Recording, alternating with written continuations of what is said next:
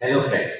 मेरा नाम नितिन महावर और आपका बहुत बहुत स्वागत है हमारे यूट्यूब चैनल एक्सप्लोरेशन पे। जैसा कि आप सभी जानते हैं, हम इस चैनल पर फेमस हस्तियों के इंटरव्यूज लेकर आते हैं। तो आज हमारे साथ है दाहोद की जानी मानी हस्ती डॉक्टर कपिल देव त्रिवेदी सर, जिन्होंने शास्त्रीय संगीत में बहुत नाम कमाया है। इन्होंने पीएचडी के बाद संगीत आचार्य की डिग्री भी ली है।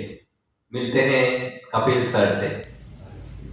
नमस्कार सर, कैसे हैं आप? नमस्कार, मैं ठीक हूँ।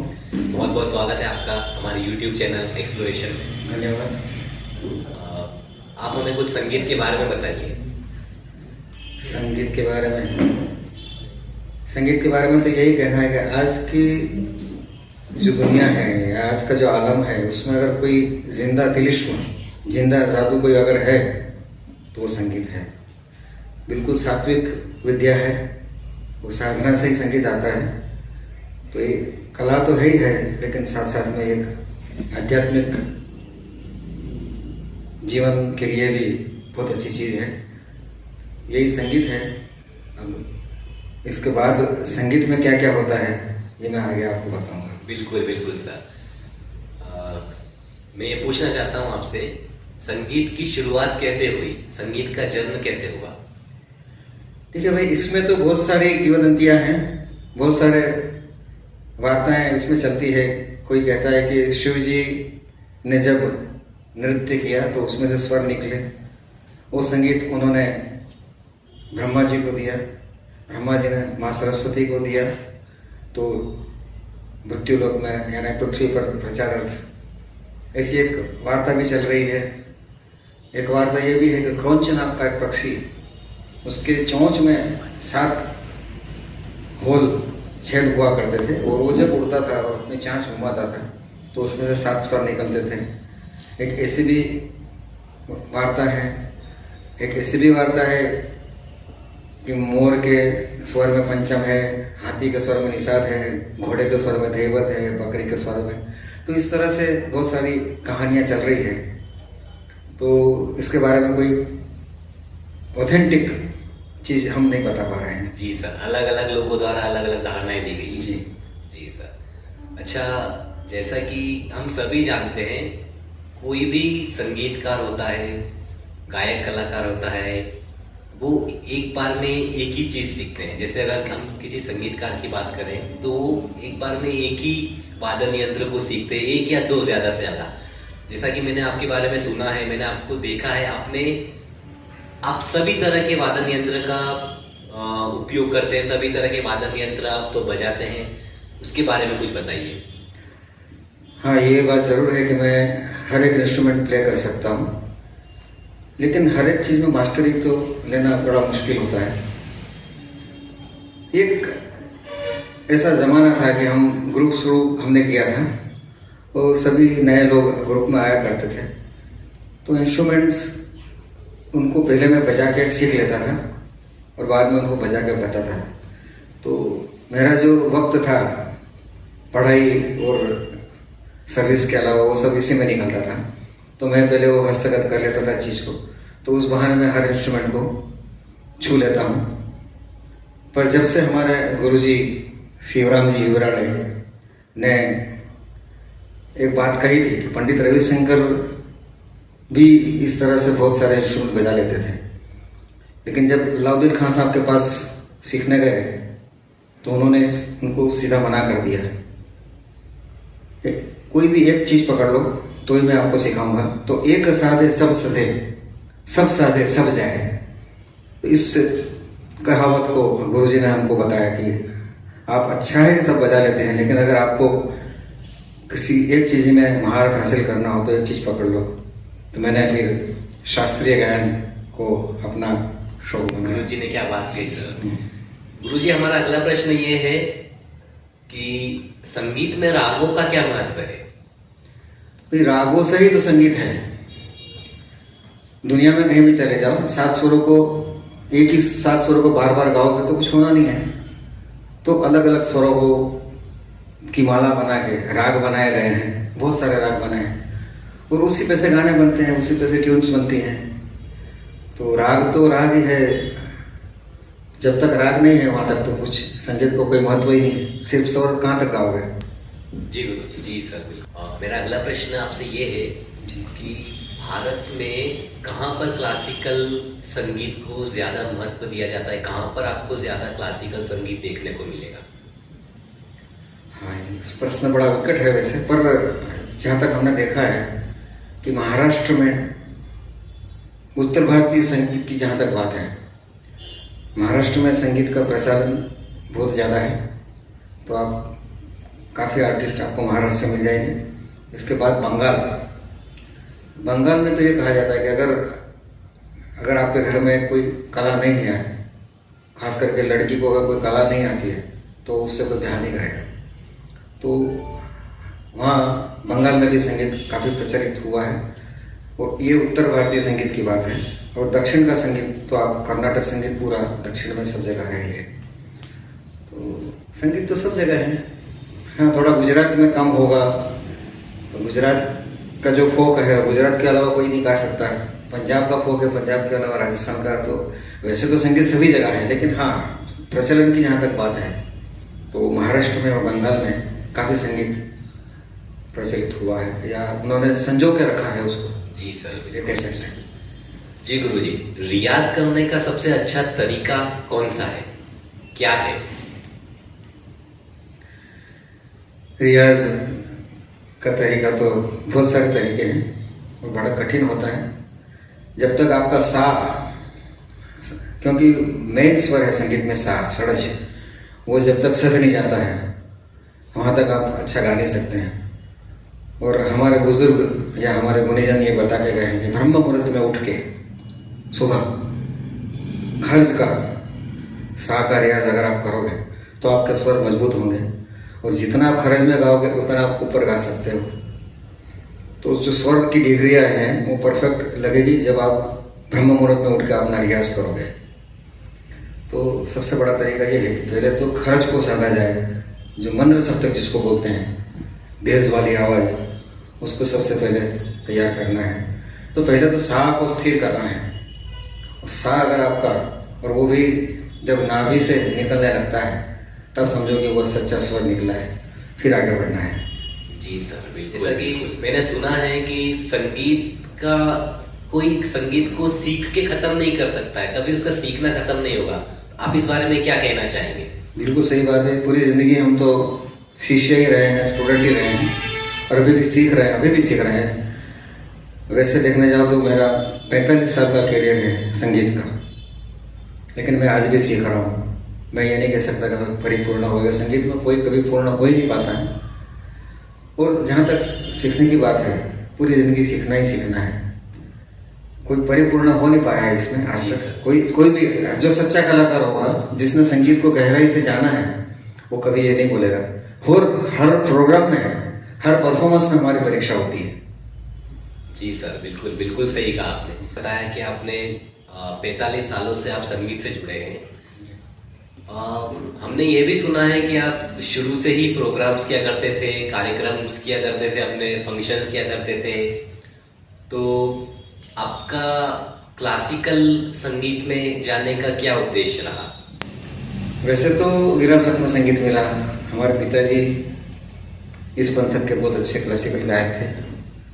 स्वर्गीय मंगूलाल जी त्रिवेदी, मंगू मामा के नाम से प्रचलित थे, और सभी लोग जानते हैं उनको। हम आज भी उनकी पुण्यतिथि पे शास्त्रीय संगीत के प्रोग्राम करते हैं। तो ये रहा कि घर में संगीत था, खून में संगीत आया, संस्कार में संगीत मिला। तो घर में तो हम गाते ही थे, स्कूलों में, कॉम्पिटिशन्स में, प्रार्थना में, सब जगह गाना होता था। सामने बैठ के सीखने का मौका मुझसे हमें नहीं मिला, क्योंकि मैं बहुत छोटा था जब वो गुजर गए। पर उनके जाने के सिर्फ 1 साल बाद घर में इंस्ट्रूमेंट थे, तो हमने उसको हस्तगत करके प्रोग्राम करना शुरू कर दिया था। तो 73 में मैंने पहला अपना स्टेज परफॉर्मेंस इंडिविजुअल दिया। उसके बाद तो पूरा ग्रुप बनाया हमने।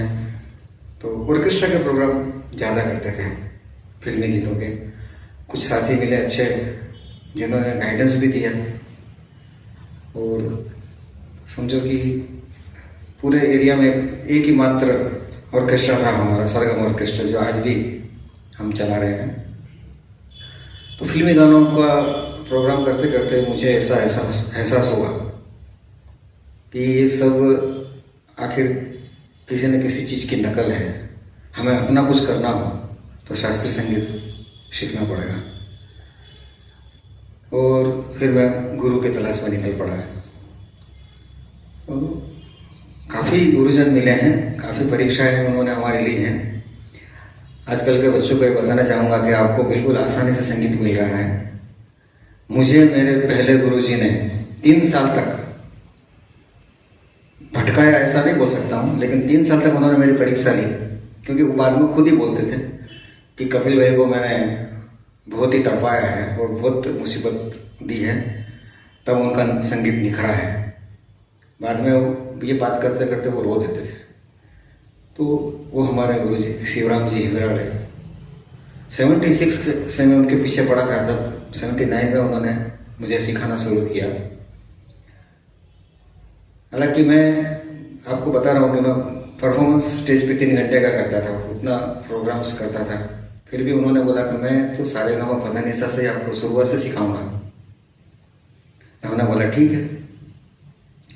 तो वो मेरी परीक्षा कर रहे थे कि वो, और रोज 2 अलंकार से ज़्यादा नहीं सिखाऊंगा कि सारेगामा पधानिसा, पहले दिन सा सा रे गा गा मा मा पा पा धा धा नी नी सा।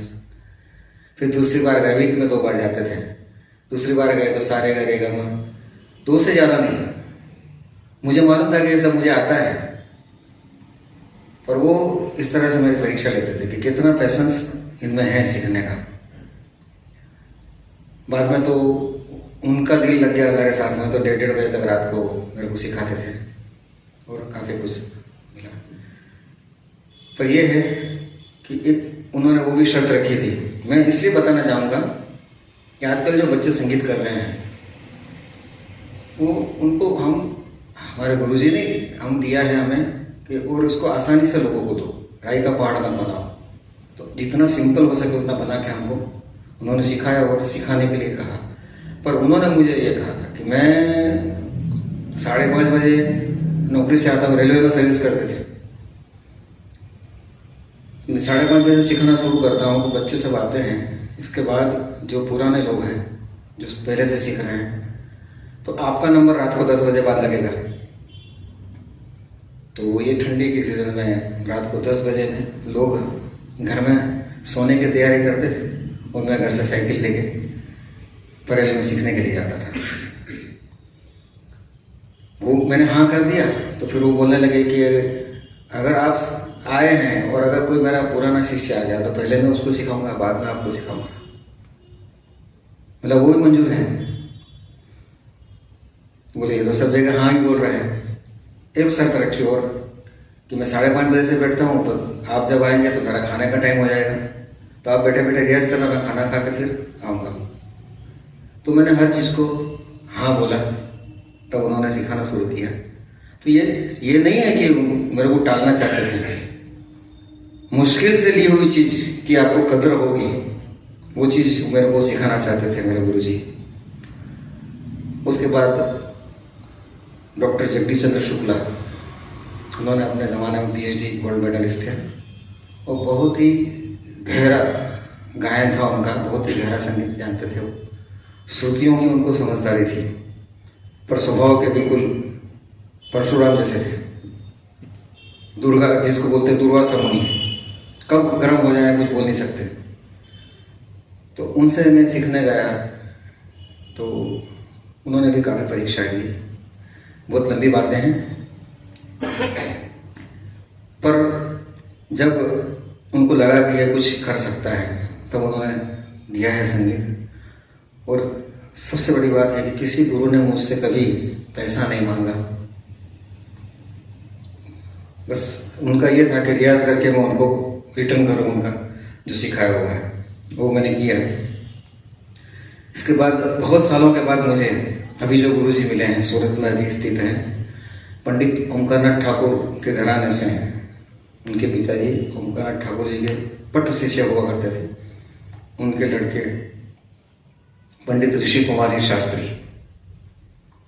आजकल वो मुझे गाइड कर रहे हैं, बहुत ही गुणी व्यक्ति हैं। तो इन सबों ने मिलकर मुझे, और इसके अलावा तो बहुत सारे, जैसे अब्दुल हलीम जाफर खान, कभी आपने नाम सुना हो, फिल्म कोहिनूर में जिन्होंने सितार बजाई थी मधुबन में राधिका नाचे के बाद। इतने बड़े उस्ताद, उस सितार के जादूगर कहे जाते थे। जीवन में एक मौका मिला उनके घर जाने का, तब उन्होंने एक बात बताई थी कि देखिया, जानिया, पहचानिया, 3 प्रकार के गुरु होते हैं।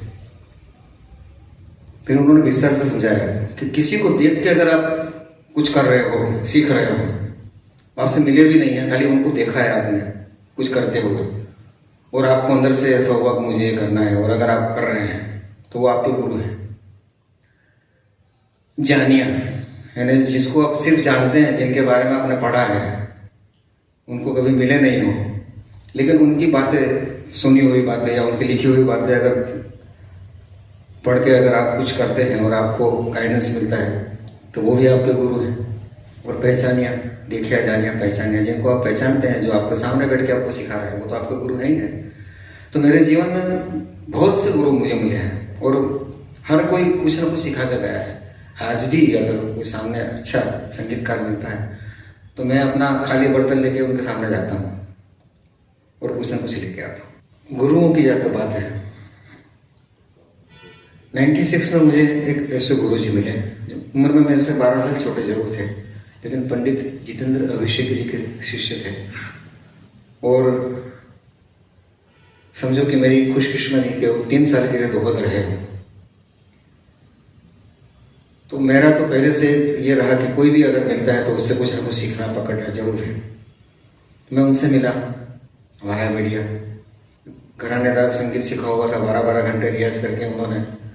तो वो भी अपने में एक उनका एक मकाम था, तो उनसे मिलने में मुझे थोड़ा दिक्कत जरूर हुई। तो मैंने उनसे कहा कि मैं आपसे सीखना चाहता हूँ।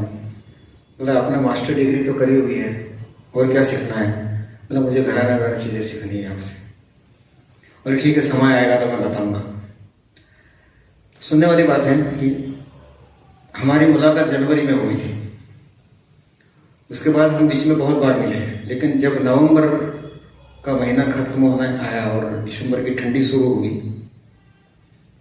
तब उन्होंने एक दिन मुझे बोला कि कल सुबह 4 बजे से हम रियाज शुरू करेंगे, आप 4 बजे आ जाना।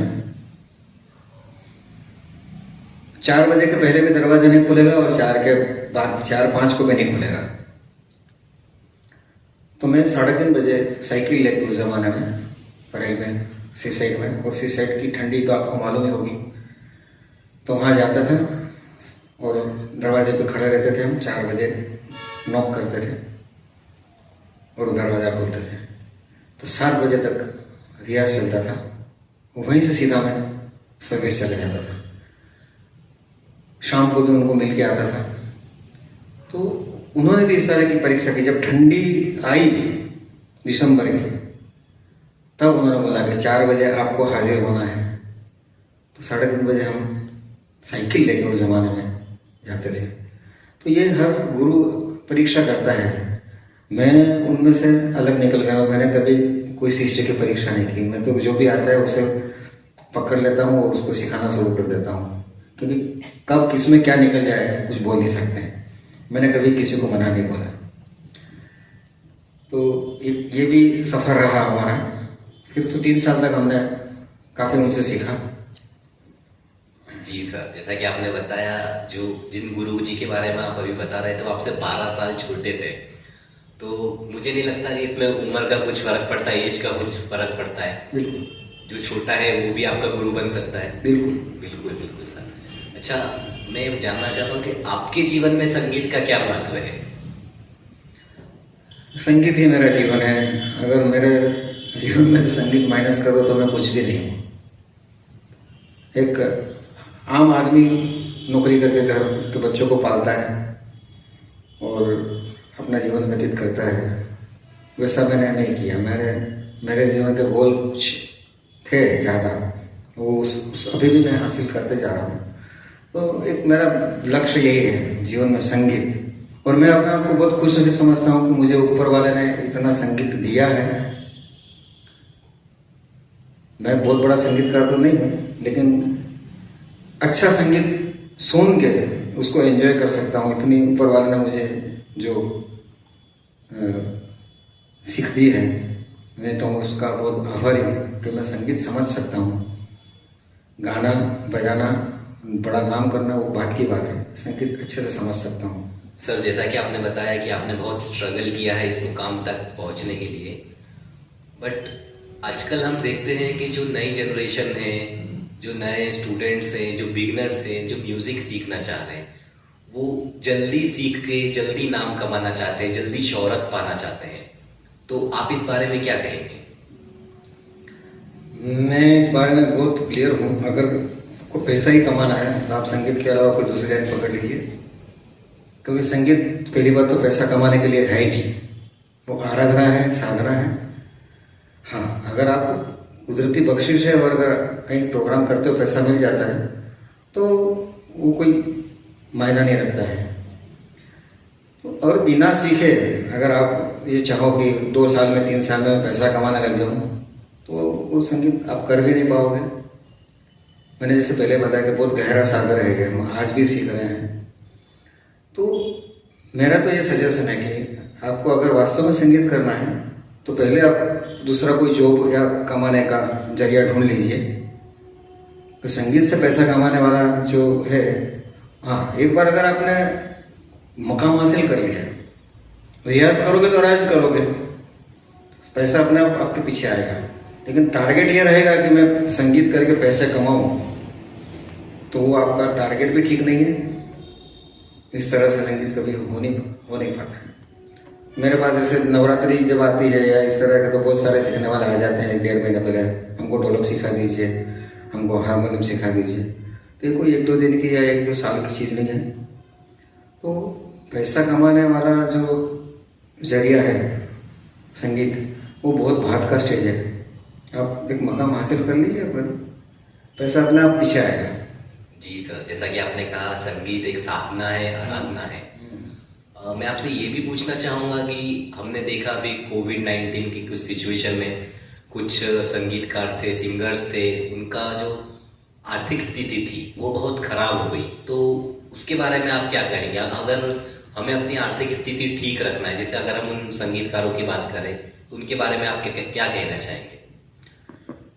मैं तो ये कहना चाहूँगा सबसे पहले तो कि कोविड आया वो एक बहुत बड़ी सीख दे के गया है कलाकारों को, कि आप जितना कमा रहे हैं उसमें से कुछ परसेंट बचा लीजिए। मुझे बोलने में ज़रा भी हिचक नहीं है कि 80% कलाकार ऐसे हैं कि प्रोग्राम करके जो पैसे आते हैं उसको उड़ा देते हैं। गलत जगह उड़ाते ये नहीं बोलूँगा मैं, लेकिन वो उस टाइम उन्होंने ये सोचना चाहिए था कि भाई हम जब आप फुल टाइम म्यूजिक कर रहे हो, आपके पास कोई नौकरी नहीं है, कोई प्रोविडेंट फंड मिलने वाला नहीं, कोई पेंशन मिलने वाला नहीं है, तो आपने अपनी बचत करके रखनी चाहिए थी उस वक्त। तो ये कोविड एक बहुत बड़ी सीख दे के गया है। हालांकि बहुत सारे कलाकार ऐसे, कुछ लोगों ने तो सुसाइड भी कर लिया, पर वो परिस्थिति के लिए मैं तो ये बोलूँगा खुद जवाबदार है। जब आपका समय चल रहा है, आपको अच्छे प्रोग्राम्स मिल रहे हैं, उस टाइम आप पैसे बचा लेना चाहिए थे। जी सर, बिल्कुल सही। अच्छा, आपने एक और बात करी, रियाज करोगे तो राज करोगे। बिल्कुल। आप इसको थोड़ा सा डिफाइन करेंगे, थोड़ा सा बताएंगे?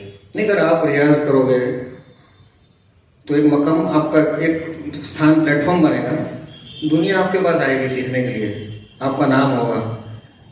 तो रियाज करोगे तो राज करोगे, है ना? तो कहीं भी आपको प्रोग्राम में ज़्यादा से ज़्यादा लोग बुलाएंगे, फिर आपका फाइनेंशियल भी अपने आप ठीक होने लगेगा। जी बिल्कुल सही सर। पर स्टेज पे बैठने के बाद एक ही लक्ष्य रहता है, जो अच्छा कलाकार है वो उस वक्त ये नहीं देखता कि प्रोग्राम में मुझे कम पैसा मिला, मैं तो कम गाऊंगा, मैं मेरी पूरी कला नहीं बताऊंगा। एक बार स्टेज पर बैठने के बाद वो पूरा खुल जाता है, जो अपने आप के लिए रहता है। तो संगीत में पैसा बहुत ज़्यादा महत्व नहीं रखता है, मेरा तो ये मानना है। जी सर, मैं ये पूछना चाह रहा था कि अगर हम किसी म्यूजिशियन की बात करें तो वो आउटडोर प्रोग्राम्स भी करते हैं, इंडोर प्रोग्राम्स भी करते हैं, उनको अपने शहर से बाहर भी जाना पड़ता है, जिसके कारण वो अपनी फैमिली को ज़्यादा समय नहीं दे पाते। तो आप ये सब कैसे मैनेज करते थे? आप अपनी फैमिली को समय दे पाते थे? कैसे मैनेज करते थे आप? थोड़ा इसके बारे में बताइए। नहीं, ये तो देखो, ये कहना चाहूँगा कि अच्छी बीवी मिलना वो भी एक किस्मत की बात है। हमारे ब्रदर ने, हमारी मदर ने, मम्मी ने या हमारे मिसेस ने कभी मुझे इस बात के लिए नहीं टोका कि आप इतना देर से क्यों आ रहे हो, इतने दिन कहाँ जा रहे हो। और कोई उनको एक मालूम था कि ये अच्छे रास्ते पे हैं और कुछ जो कर रहे हैं वो अच्छा ही हो रहा है, तो उन्होंने कभी हमको टोका भी नहीं है। और हाँ, जब हम प्रोग्राम से आते थे तो बाकी का समय टोटली उनके साथ जो न्याय होना चाहिए था वो करते थे। मैं तो आपको बताने में मुझे ज़रा भी हिचक नहीं कि मैं तो जब फ्री रहता था, प्रोग्राम जैसे होते तो घर में खाना भी मैं खुद बना के सबको खिलाता था। ये मेरा शौक रहा है आज भी। तो मैं हर तरह से हेल्पफुल रहता हूँ फैमिली वालों को कि उनको कोई कमी ना आए। तो भगवान की कृपा से मेरी फैमिली अच्छे से सेट है, कभी कोई फरियाद हुई नहीं है। जी बिल्कुल सही सही सर। हाँ गुरुजी, हमने सुना है कि आप संगीत के बेस पे संगीत का प्रोग्राम्स देने के लिए आप आउट ऑफ इंडिया लंदन भी गए हैं, अमेरिका भी गए हैं। तो हम ये जानना चाहेंगे कि वहाँ पर आपका एक्सपीरियंस कैसा रहा, वहाँ पर आपको कैसा लगा, आपको प्रोग्राम करने के बाद वहाँ पर कैसा महसूस हुआ? एक अचीवमेंट तो है कि भाई लंदन प्रोग्राम करके आए, अमेरिका प्रोग्राम करके आए। लेकिन अगर अंदर की बात बताऊं तो आपके जो ऑर्गेनाइजर्स होते हैं जो आपको लेके जाते हैं वो मलाई खाते हैं और आपका यूज़ करते हैं। बस हमारी जो कला हमने यहाँ पाई थी उसका वो पूरा उपयोग करते हैं और पैसा कमाते हैं। और जितने भी कलाकार यहाँ से जाते हैं बड़ौदा से इधर उधर से, नॉमिनल चार्जेस उनको मिलते हैं। जो कलाकार सर्विस वगैरह नहीं करते हैं उनको तो उतना भी कि घर 2 टाइम का खाना भी मिल जाए, ऊपर से पैसा मिल जाए, टिकट भी वो लोग देते हैं, तो उतने से वो संतुष्ट हैं। बट मुझे ये हुआ कि मैं सर्विस अपनी छोड़ के गया था, तो मुझे तो कोई ज़्यादा फ़ायदा नहीं हुआ, मॉनिटरी भी नहीं हुआ और कोई नई चीज़ वहाँ सीखने नहीं मिली। तो एक क्रेज़ रहता है लोगों को कि हम अमेरिका गए, हम लंदन गए, तो उसका कोई बहुत बड़ा रोल नहीं है। मैं सच्ची बात बता रहा हूँ, ये अपना नाम बड़ा करने की बात नहीं करूँगा मैं। तो सब दिखावा है। जी सर। 126 दिन लंदन में रहा मैं, 110 प्रोग्राम किए, खून चूस लेते हैं वो तुम्हारा। 110 प्रोग्राम किए, 110 प्रोग्राम लंदन में 126 दिन में। जी सर। जी, तो समझो इससे तो नौकरी कर लो, वो अच्छा, ज़्यादा अच्छा है। बिल्कुल सही सर। तो आपके हिसाब से अगर इंडिया में प्रोग्राम करेंगे तो आपको ज्यादा खुशी होगी? बिल्कुल बिल्कुल। गुरुजी, हमने सुना है कि आप गजल भी बहुत अच्छी गाते हैं। मेहंदी हसन साहब आपके आइडल रहे हैं, तो अगर थोड़ा सा कुछ सुनाएंगे तो दर्शकों को अच्छा लगेगा। जरूर सुनाऊंगा। मैं अपनी खुद की भी कंपोजिशन गाता हूँ और मेहंदी हसन साहब को भी मैं निभाने की कोशिश करता हूँ। हालांकि बहुत ऊंचे गायक रहे अपने ज़माने में और उन्होंने बहुत कुछ दिया है संगीत की दुनिया को, मैं उनको फॉलो करता हूँ।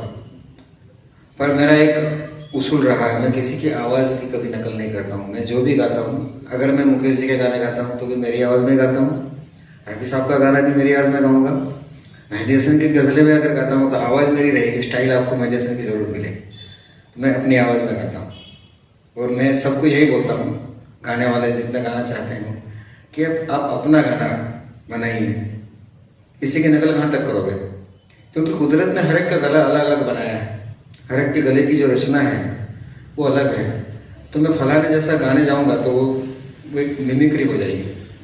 तो हमें मिमिक्री नहीं करनी है, खुद की आवाज़ में गाना है और मैं उस चीज़ को पहले से फॉलो करता हूँ। जी सर। जी सर। सर जी, जैसा कि आपने बताया कि आप कुछ कंपोजिशन भी करते हैं, आपने कंपोज भी किया हुआ है, तो लगभग 1-1.5 साल पहले मैंने यूट्यूब पे आपका कुछ गरबा आपने कंपोज किया था, वो मैंने सुना था, मुझे बहुत अच्छा लगा। तो क्या आप हमारे दर्शकों को सुनाना चाहेंगे? ज़रूर। कंपोजिशंस मैंने बहुत सारी गुजराती गज़लें, गुजराती गरबे, गुजराती गीत, उर्दू गज़लें भी कंपोज की हैं काफ़ी। तो एक कंपोजिशन मेरा पहले से पसंदीदा विषय रहा है। और ऊपर वाले की कृपा से मैं खुद भी गज़लें लिखता हूँ। गरबा भी मैंने, ये जो आप बता रहे हैं वो गरबा मैंने खुद लिखा हुआ है और खुद ही कंपोज करके उसका म्यूज़िक बनाया हुआ है। मैं ज़रूर सुनूंगा। तो कुछ मेरे लिखे हुए गाने और कुछ किसी और के लिखे हुए लेकिन मैंने कंपोज किए हैं, उन गानों की रिकॉर्डिंग अभी हमारी चल रही है और यूट्यूब पे मैं मेरे चैनल में धीरे धीरे उसको रखने वाला हूँ। तो आप सभी से निवेदन है कि आप उसको ज़रूर सुनना। जी सर, बिल्कुल बिल्कुल सुनेंगे सर। जी जैसा आपने बताया कि आप लंदन और अमेरिका गए, तो वहाँ पर कुछ ऐसा बात या कुछ ऐसा एक्सपीरियंस जो आप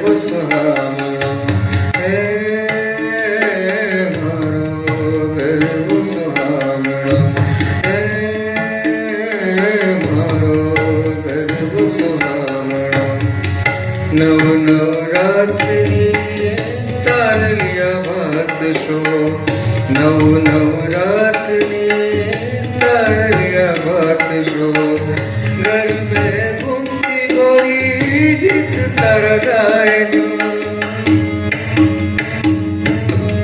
हे मारो गर्भ सुहावनो, हे मारो गर्भ सुहावनो, घर घर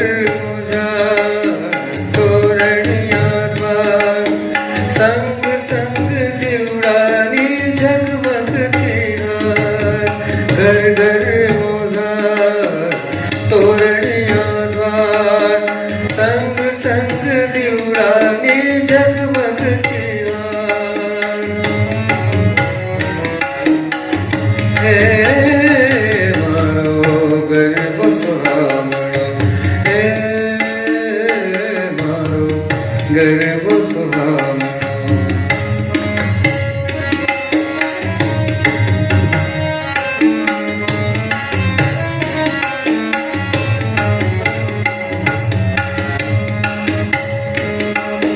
अवनी ने आंगणिए अजवाड़ी रात, घर में घूमे जगदम्बा मात। अवनी ने आंगणिए अजवाड़ी रात, घर में घूमे जगदम्बा मात। काली लई बिरदाड़ी रंग तारे जाए, गर्भ सुहावनो, हे मारो गर्भ सुहावनो, हे मारो गर्भ सुहावनो, गर्भ सुहावनो, गर्भ सुहावनो, गर्भ सुहावनो, गर्भ सुहावनो।